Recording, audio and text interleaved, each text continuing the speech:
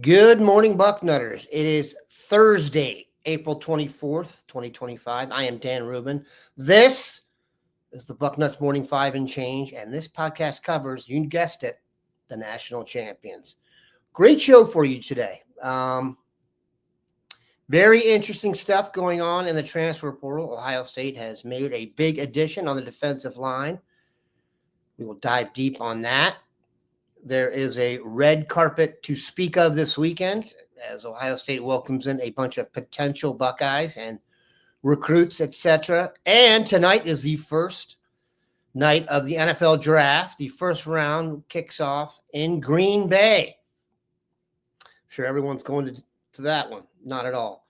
But first, you've gotten busy. The sun is actually shining in the Gem City these days, so you don't want to waste your time being the family chef like me. You want to make this your best season yet with Factor meals. Nutritious 2-minute meals. Eating well has never been this easy. Just heat up and enjoy, giving you more time to do what you want. Get outside instead of prepping and cooking indoors, like I said. They've got 45 weekly menu options. Calorie Smart, Protein Plus, Keto, and more. It's not just dinner either. It's got breakfast, lunches, premium dinners, like I said, guilt-free snacks, and desserts. Get started right now. Go to factormeals.com, factormeals.com/Bucknuts50off, and use that code Bucknuts50off to get 50% off plus free shipping on your first box. That's a really good deal. Bucknuts50off at factormeals.com/Bucknuts50off for 50% off plus free shipping. Here's what doesn't come free. The Dean getting paid double today because Mark Porter is in Florida, sunning himself as he is wont to do on spring break. But Bill, the Buckeyes did not wait. They're not waiting for Mark. Shocker. They are active in the transfer portal, arguably the number one defensive lineman in the portal. I would make a strong argument for that. Bo Atinson. We've heard plenty about him here. He is a North Carolina native, and he attended North Carolina, and he will be playing for the Ohio State University going forward. Your thoughts on Bo Atinson, how they got him here, and how they'll use him now that he's here? Well, he is a 6'6", 260-pound defensive end. And, of the guys that Ohio State has been interested in the portal, he is the most productive at the college level of any of them. I mean, he's played well for 2 seasons, 11.5 sacks the last 2 seasons, 7.5 the past season. Murad Watson, certainly he would have been a great addition, the defensive tackle, but he only had 1 season in college and 31 tackles. So while that would have been nice, the most productive guy they've been going after is Bo Atinson. And, you wonder, well, maybe that wasn't the biggest need. Well, he's too good to pass up. And nobody wants to pass up pass rush help. And he can give pass rush help. So it's absolutely huge. He's from Leesville High School in Raleigh, North Carolina. His dad played at UMass. But when I first talked, good morning, D. When I first talked to Bo, one of the things that kind of got my antennas up as far as being in Ohio State's favor is he talked about being a Christian and how important that is to him, and that he was really intrigued by what is going on at Ohio State with so many players of Christian faith. I thought that's going to be very much in Ohio State's favor, and I think it was. He's also academically very good, very highly, that's important to him, academics. But he was just plain anxious to get up to Ohio State and see all those things and see Ohio State. And he did on Monday. He made his official visit to Ohio State on Monday. And then lo and behold, on Thursday night, he announces he is a Buckeye. The other school that was highly in contention, I guess, was Georgia, but I just felt like Ohio State had a pretty big advantage there with Georgia, and they did, and the rest is history. And by the way, Dan, I'm very surprised that you didn't mention my brown and orange. Yeah. I don't often wear brown and orange on this show. In fact, almost never. But in honor of the Browns, if you want to honor such a thing, and that's hard to do, I have worn that for the NFL draft tonight. Bo Atkinson, Bill, 2 years left of eligibility, correct? He has 2 years left of eligibility. That's huge too, no doubt. That's a big time pickup too. Let's hope it's he's good enough that that year is in question. But where do you see him fitting in? The question we're going to get that I want to try and get out ahead of here is, oh my gosh, now Caden Curry or Kenyatta Jackson is going to enter the portal. Your thoughts on that vibe and how you see Atkinson fitting into the team? Well, as a tease, our Pat Murphy is going to have an impact story. The story is on Bucknuts as soon as it happened last night, the breaking commitment story. But Pat, it was late, and Pat is going to do and have very shortly up on our site an impact story on how he is going to fit in and everything. And, Ohio State, they're not in the business of worrying about what another great player will do to the program to other players, and they shouldn't be. I don't expect anybody to get in the portal necessarily. They don't have much time to do it if they're going to do it, because tomorrow the portal closes.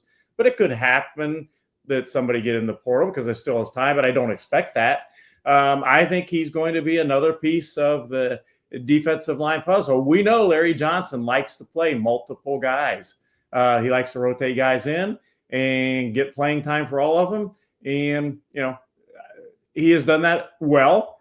Carlos Loughlin did it pretty effectively this year, bringing in Judkins to go with Travion Henderson. How did that work out? I think it worked out pretty darn well. That's a great point, Bill. I was just going to say that I think having Atkinson in there to kind of buoy the room will actually take some pressure off Jackson and Curry, because everyone's going to expect production similar to JTT and Jack, what they've done over the last few years. Very hard to hit the ground running like that as a first-time starter. So having another guy in there will help the group, and therefore I think lessen the pressure on them overall. You mentioned we can't forget about Logan George either. No question. Obviously, they've got Logan George there in the mix, adding to that group. So now you've got 4 guys who you probably feel comfortable with. I'm not sure you had 4 defensive ends heading into the season that you would have been comfortable with, just from an experience and depth perspective. So it's great.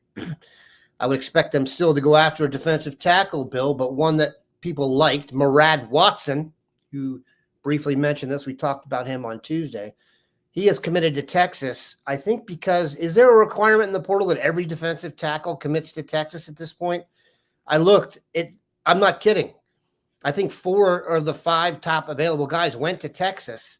Maybe they think they're going to play JV or Texas is going to field an A and a B team, and they're all going to get on the field. But the latest on Murad Watson, the Texas vibe, and then maybe excuse me, where are they going to go at defensive tackle? And not to mention, how about Hero Canoe, who transferred from Ohio State? One of the 4, sure. Yeah, to Texas, former Buckeye. So, yeah, you're right. I mean, it's kind of crazy. And Georgia has been doing some nice work as well in the portal as far as adding some linemen to their program. But, Murad Watson would have been nice, but it was a need. But, you don't necessarily get everyone you want, although sometimes it seems like Ohio State does, but you don't always necessarily get everyone you want. And they are bringing in a defensive tackle this weekend. Troy Pikes from Georgia Southern is visiting Ohio State tomorrow. So that is someone to keep an eye on.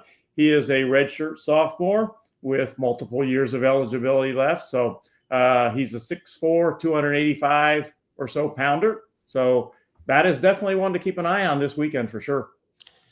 I'll just say this. I know people hear 6'4", 285 and think that guy doesn't have a floppy belly.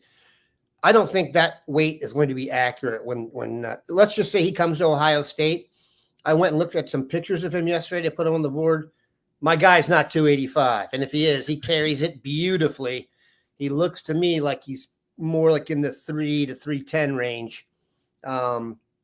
Maybe he stopped eating salad after the pictures were taken. I'm not sure what happened, but I wouldn't be worried about that because that was my initial concern.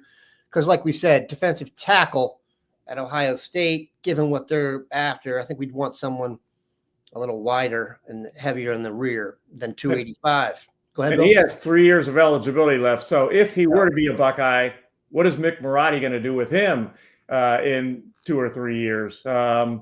We talked about how some of these freshmen that came in January have already put on 20 to 30 pounds of muscle. How about a couple years for Troy Pikes? It's the classic photo that started to get out. I think the first one for Mick was Joshua Perry, where you saw a picture of Joshua Perry when he got to Ohio State and a picture 6 months later, and it was like he turned into Superman. It was unbelievable. Now everyone knows how you arrive is not how you'll look. Team Sanchez announced that. Dee said that her son Dev will be coming home this weekend. Hopefully got a little time off, and he's coming home with 15 pounds of upper body weight and looking more jacked than ever. So in Mick we trust. That's always been clear. All right, Bill, we're going to save the draft stuff for the end of the show. If you have any type of NFL draft comments, questions, thoughts on the Buckeyes, etc., we're going to do that at the end of the show for this reason. Not everybody loves the draft. We had some Cowboys chatter on here yesterday, or some draft chatter, and we got the standard don't talk about stuff we don't want to talk about comments. We're going to do this at the end, so all you donks who can't handle multiple topics can sign off before Bill and I talk about the draft and not post your complaints. But we digress. All right, Bill, who is headed to Ohio State this weekend? Recruiting weather looks like it may actually cooperate for this bipolar weather we get here in the state of Ohio. It has been 75 and sunny for 2 days. If you could cut it and paste it, like I said, Mr. Bucknuts always says, if the weather was like this in Dayton every day, there'd be 800,000 people living in here. This just in, there are not 800,000 people living here. So who is potentially going to be living in Ohio for the next 4 years, Bill, that's visiting this weekend? Kind of give us your red carpet highlights as those people probably gear up for the trip.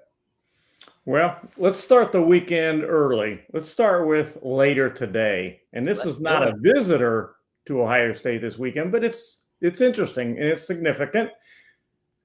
Tim Walton is going to make a home visit later today with Albert Rock Hill. Yeah, that's scheduled. I had a story on our site, I think on Monday, that maybe it's Tuesday, that Tim Walton was scheduled to visit Rock Hill, home visit this later today. And that's interesting and significant in that Rock Hill is heading to USC this weekend. He was supposed to leave. He and his family are supposed to leave tomorrow, Friday, for another visit to USC. Now, I'm talking to those involved.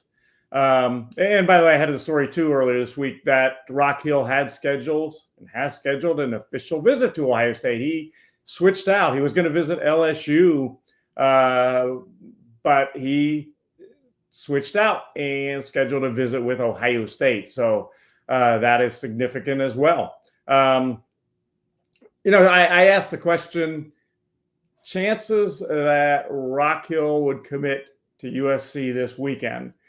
The answer I got back were not very good, that it would actually happen this weekend. That the plan right now, and things change, plans change, but the plan right now is that he wants to take his official visits, and he's got them scheduled to USC, Ohio State, Oregon. So that's the plan right now. And I'm sure that Tim Walton is going to emphasize today they don't want him to commit to USC this weekend. Now, as far as the weekend itself, I mentioned Troy Pikes, the defensive lineman from Georgia Southern, visits Ohio State tomorrow, Friday. From Sam Houston State, also visiting Ohio State on Friday, is offensive lineman Orion Irving, 6'6", 310 pounds. They are looking for a little bit more. As I mentioned in my last show, Ryan Day said he feels like the offensive line room is in solid shape. Did not say spectacular, did not say bad. He said solid shape. So they're looking for possible help there. So we've got Friday visits from Troy Pikes in Orion Irving, and we've got an entire weekend visit. This is the interesting one to me, from Purdue offensive lineman Jaden Ball, 6'6", 310 pounds as well. Was in the line for the starting right tackle job, or at least in competition for it at Purdue this coming season. He is from Bloom Carroll, which, if you're not from Ohio, that is Central Ohio fans. Bloom Carroll, Ohio, Bloom Carroll High School. And he has multiple years, 3 years of eligibility left too. So Jaden Ball is going to be on a Friday to Sunday visit to Ohio State. So those are the big names: Pikes, Irving, and Jaden Ball. Those three guys strike me too as more, I don't want to say long-term investments. Lord knows I would never say long-term investment in the current atmosphere or current environment of college football. But those three guys will fortify your depth, give Tyler Bowen a chance to some clay to work with. I think they've made it very clear, and we've learned, you cannot have enough big dudes. Big dudes have become way more valuable in the NIL era than they ever were before, and they were really valuable before. So bigger and stronger is good for Ohio State. And like we said, they've shown they can develop guys. So sometimes it's just about getting the right guys in here. So those multiple years of eligibility for a transfer are essential. All right, I need to read another ad here for Gooder Sunglasses. And once again, this is a company that we support. I've told this story all week. Gooder Sunglasses are stylish sunnies, $25 a pair. They take the pressure off. Everyone has, I'll guarantee you, there's about 40% of our users here who've been here for a while have gone to an Ohio State game with some fancy glasses on. I remember when people used to have the Varnays, you know, with the extra white stuff on the strap, and they wanted to look like a beach guy, and they would lose them, and they'd be out too fitty. You wake up the next morning, possibly had a beverage at the game, didn't know where they are. That's where Gooder comes in. $25. They look great. They last. And if they don't, you get another pair. As I said, I sent my son to spring break with 2 pairs. The Gulf took one, and he came back with one, and no punishment needed. If you need a new pair of sunnies, Gooder is giving Bucknuts Morning 5 listeners free shipping. Go to gooder.com, spelled like it sounds, GOODR.com/Bucknuts, and use code Bucknuts for free shipping. You'll also get a 30-day money-back guarantee.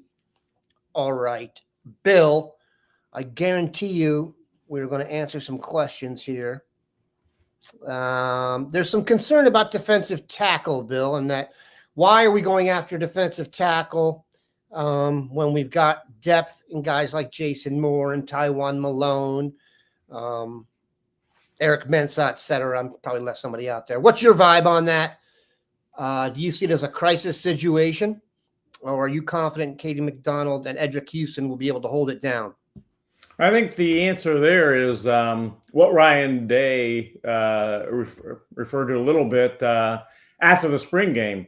The offensive line got some push that maybe they did not necessarily anticipate that they would get as much push as they did in that spring game. So I think that that kind of tells you that they're at least looking at that situation. And, you know, you can never have enough good, as you have mentioned, Dan, good big guys up front on either side of the ball. We saw that last season on the offensive side of the ball. If Ohio State wasn't prepared for that, there would be no national championship at The Ohio State University right now. So if they can bring somebody in that can help in that situation, they will. And again, the guy I mentioned, Troy Pikes, has 3 years of eligibility left. And, you know, that's huge.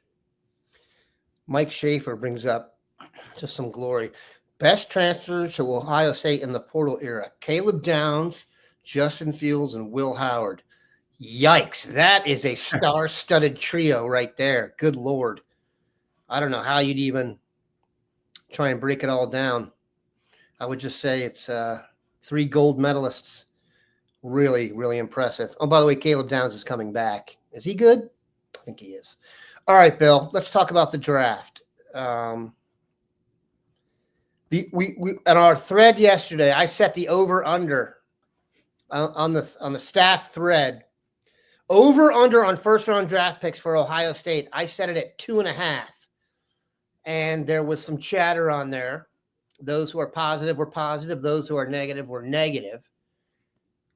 And I think you got 3 guys who have a real good chance. 4 guys who have a chance to be picked in the first round. Emeka Egbuka, Josh Simmons, Ezekiel Elliott. Good Lord. He was a first rounder for sure. That is projecting. Could we go back and get a young Ezekiel Elliott back to the Cowboys? All right, I'm kidding. Travion Henderson, who, by the way, is also entering the draft as considered the best blocking running back in pass protection, as was Zeke. So there is the reason for my Freudian slip. I apologize. I have had much worse than that, believe me. So of those 4 guys, I set the over-under at 2.5. Where do you come in on that? And I looked at some stuff today, and it's funny. The argument was, on the thread, one of our esteemed thread members said, text members said, it'll be 1, Josh Simmons. And then I looked today, and there's one with Emeka Egbuka and Donovan Jackson in there. And I looked at another one. So it's some weird combination. When all is said and done, how many Buckeyes do you think will get picked in the first round? I would go with 2. And I say that because to me, the one done deal guy in my mind, and I guess stranger things have happened, but the one done deal guy in first round to me is Emeka Egbuka. After that, as you mentioned, Dan, there's at least 2, if not 3 other guys that have a chance to go in the first round. So I'm kind of thinking, I don't know which one, but maybe one of those guys goes to join Emeka Egbuka. That's kind of my feelings there. And by the way, as a Browns fan, I know, everybody's talking Travis Hunter, and I think that's probably likely. But with their second round pick, everybody's talking about trading up and getting Milroe or whatever quarterback, or Jackson Dart.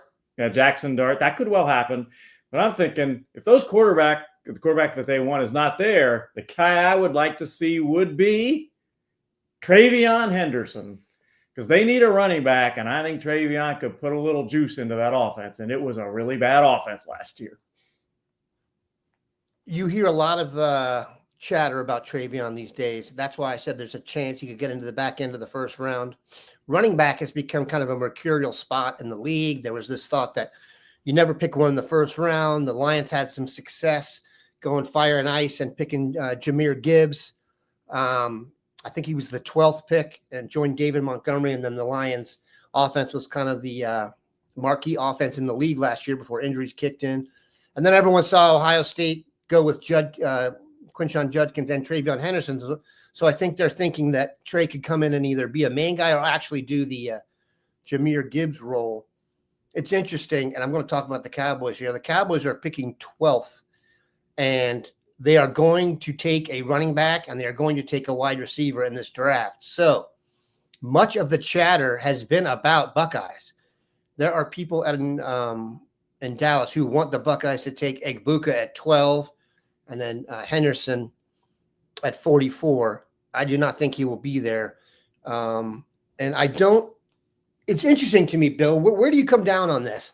It seems to be just the consensus now that Henderson is rated ahead of Quinshon Judkins. And you just said you'd rather have Quinshon Judkins. You just said you'd rather have Travion Henderson. Henderson's the higher rated one. Excuse me again. Good Lord. Where do you make the call there? Why would you have Henderson rated over Judkins for the Browns? I'll say one thing. If the Cowboys end up getting Egbuka and Henderson, that would be, to me, a home run, nearly grand slam, if they can pull that off. Yeah, that's when Dan will have to worry about keeping his pants on. But go ahead. I just think that speed-wise, Henderson is more of a home run threat and more of a speed guy. And at least for the Browns, I think that's what they need. They need big play guys. And Henderson, to me, is more of a big play guy. I've said this. I want the Cowboys to draft Judkins. I've always wanted them to draft Judkins. Dave will tell you last year before the draft, before he even came to Ohio State, that was the running back I wanted for the Cowboys nationally. So for him to come to Ohio State, that was like, what's going on here? This is too good to be true. And it worked out really well. Still basking. Here's another question, Bill. And this one is going to fire up Bucknutters if it hasn't already, and it's going to be discussed a lot when their names come up because it's good content. Kyle McCord is rated ahead of Will Howard in the pundits rankings, as it were. And I want someone to explain this to me. Am I just, are my scarlet and gray colored glasses too strong? Because I don't get that. But what am I missing, Bill? I would agree with you, so I don't know that you're missing anything. And I'm not trying to put down Kyle McCord. I got to know their family reasonably well while going through the recruiting process and all that. And I really hope he becomes a solid NFL quarterback. But, you know, just from my viewing of both of them at Ohio State, you know, Will Howard, I would go with him over McCord. Yeah, I don't understand this. Howard equals McCord. This is the Oracle. We rank Howard as, we think Howard is great. Howard's good and equals McCord. No, no, that's just not accurate. I watch them play every snap. I've met them behind closed doors. I repeat this. I have met them behind closed doors. There is no way I would take Kyle McCord over Will Howard. And I am biased, but there's just no way.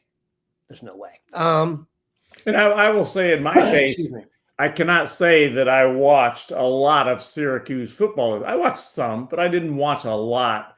And, you know, McCord had a good season for Syracuse, no question. No question. But I saw a lot more of him at Ohio State, obviously, than I did when he was at Syracuse. I get how McCord is more your statistical quarterback. But again, we saw this. He's not mobile. There's no threat of him to tuck it and run. I'm not saying Will Howard's going to come and be Lamar Jackson, but the threat of the run. And also there are things that and I would really emphasize this for the draft. There are things that people start to accept when it comes to the draft. Like, for example, one of the reasons there's some talk about Matthew Golden, the receiver at Texas, going over Emeka Egbuka because of his speed. I don't know if you guys watch the games. Golden doesn't play 4.29 in the games. Matthew Golden's not a better receiver than Emeka Egbuka, and that's just that's late chatter. So I don't buy that. I don't see that happening. And you bring up a good point there, Dan. I'm really big on quarterback mobility, and not only is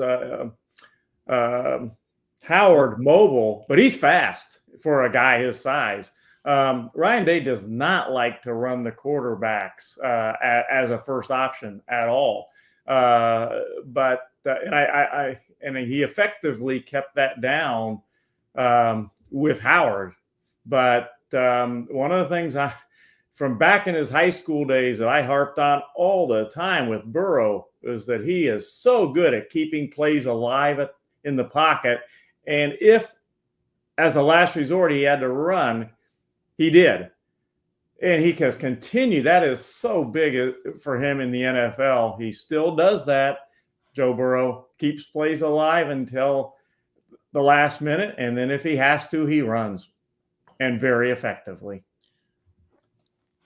Kirk Bender. Howard was a better leader. That is true. He was also better at throwing into tight windows and was more mobile.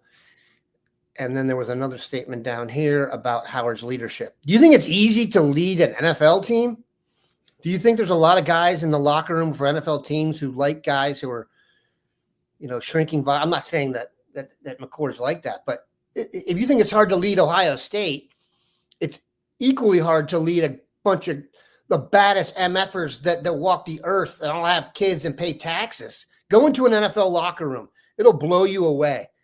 I had the good fortune of covering the NFL for X number of years. And as impressive as the guys at Ohio State is, you've never seen anything like an NFL locker room. These are the baddest dudes around, and they are big on the quarterback. They refer to them by their number. They're like, oh, we have to protect 4. The quarterback for an NFL team is those guys' keys to riches. Everyone gets a bigger contract when the quarterback plays great. So I don't know, man. I don't see that happening. I do think we've gone a little overboard on saying Howard reminds people of Josh Allen. But if you want to say a poor man's Josh Allen, considering the fact he was the NFL MVP, that is worth checking out. All right. Let's see. I have a question for you, Dan. Uh-oh. A lot of chatter that the Browns are going to trade up or get Milroe. Yeah. I'm not too sold on that one. How about you? You have them trading up to do what now? Get Milroe. Oh, no. I would not spend a first. See, here's what happens with the quarterbacks. It's not as much. And people say, oh, why would you trade into the first round? Because first round draft picks have 5 years of control. All the draft picks after that are 4 years or less. So if you hit on a quarterback, that 5th year of control is massive. So that's why people will be willing to do that. And there's something called it's every draft cycle comes up with a few like little colloquialisms. One I've heard is the quarterback tax, meaning if he's a 3rd rounder, he's probably a 2nd rounder. If he's a 2nd rounder, he's probably a 1st rounder. And if he's 18, you might as well take him at 5, because if he's your guy, you should take him. You're going to see tons of stuff on Shedeur Sanders. I thought you were going to tell me the Cowboys are going to try to take Travis Hunter.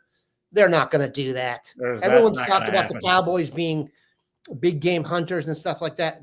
That was the last big free agent the Cowboys got was from the Browns, and it was a defensive back. And I'm trying to remember, it's Anthony Henry. That's how long ago it was. Bill doesn't even remember him being on the Browns. They don't. And when I say trade up for Milroe, I'm not talking about trade up to the first pick. I'm talking about trading up. Oh, I get that. Mid to late first round. I get that. I will say this about Milroe. He does have some tape that's impressive. If you landed from another planet and knew all about football and just watch Milroe versus Georgia and the first half, you would think you'd seen the second coming. Unfortunately, there was a second half. And he's also got tape where he played against Michigan, where if you could go back and watch the bowl game, I'm sure there's tape out there at the beginning of the Michigan game versus Alabama. That's as confused and as bad a quarterback can play. So I don't know where they'll be with that. I'll say this. He is a special athlete now. You get the ball in his hands, so we talk about a running quarterback. He would be equal to, I don't know, man. He's as good a runner as there will be at quarterback. So the Lamar Jackson comparisons. I don't know if he's quite as – Lamar is unbelievably shifty. Lamar knows when you can see him, he knows he's not taking a big hit because he can matrix you at the last second. Milroe may be a little more straight line run, but he can fly. All right, let's just let's see some. Oh, Bill, Jason Craven thinks you're going to take Tyler Shuck, the quarterback from Louisville. I'll say this. I don't know if this happens to you guys, but during football season, every year, it seems to me that, of course, I'm watching every Buckeyes game, and there's always one team, when I turn on the TV, they're always on. It seems like I always catch this one. This past year, it was Louisville. I don't know what happened. My schedule and the schedule makers down there must have matched us up, but I felt like I watched, and I was actually really impressed before his name kind of got out there with Tyler Shuck, to the point where I went and looked him up. He was Justin Herbert's backup. Okay. He's older than some guys who are starting in the league. He's just had a ton of injuries. He's a really talented kid. If he's not fragile if those, when you've had a bunch of injuries, and I think he's had 3 or 4 season injuries, if those are all coincidence and you're going to last, which is the hardest thing to predict, I think he's got a real chance to be a good player. I don't know about you, Bill, but there used to be a thing with transfers where if I saw a guy had transferred, I didn't want him on my team. And now that is completely out the window. You can't do that anymore, especially with skill players like Jamison Williams. I hate to say this, but he would have been my 4th guy of the receivers that year. And he transferred. That makes me oogie. If you can't beat out skill players at your own school, that makes me uncomfortable. I guess I have to get over that now in the transfer portal. How do you feel about that? Were you like that in the past? Anti-transfer? You're a little bit more of a traditional guy. You like guys to stick it out. Now nobody sticks it out. Nope, Especially quarterbacks is almost on another plane. 2 years ago, excuse me, 2 years ago, more than half the quarterbacks in college football were transfers. The other positions have caught up. But what's your vibe on that? I probably was a little bit before, but like you said, the first 2 picks in the draft tonight, in all likelihood, are going to be transfers. Ward and Hunter. They're going to go 1 and 2 probably in the draft. So that day, that ship has sailed long ago to me, and I think most people. It's wild. All right. Keep it locked in here, Bucknutters. The last few shows, we've had a commitment after one of them that we didn't expect from Brock Boyd. Bo Atkinson signed on since our last show, and now you got the draft tonight and the red carpet weekend ahead of you. It will be an exciting weekend, and it starts tonight. I'm going to let Bill go. Thank you, Dean. And I'm going to read our last ad here so that you guys can get what you need and smell great, because that's Shop Mando. Mando, another one of our fine sponsors here, the first really and best kind of whole body deodorant for men. Safe to use anywhere on your body. Pits, blanks, thigh folds, belly buttons, cracks, and feet. Created by a doctor who saw firsthand how normal BO was misdiagnosed and mistreated. We've got a starter pack for you. Mando starter pack is perfect for new customers. It comes with a solid stick deodorant, cream tube deodorant, 2 free products of your choice, and free shipping. New customers get $5 off a starter pack with our exclusive code. That's 40% off your starter pack. Use code Bucknuts at shopmando.com. Bucknuts at shopmando.com. Have a good one, Nutters of Buck.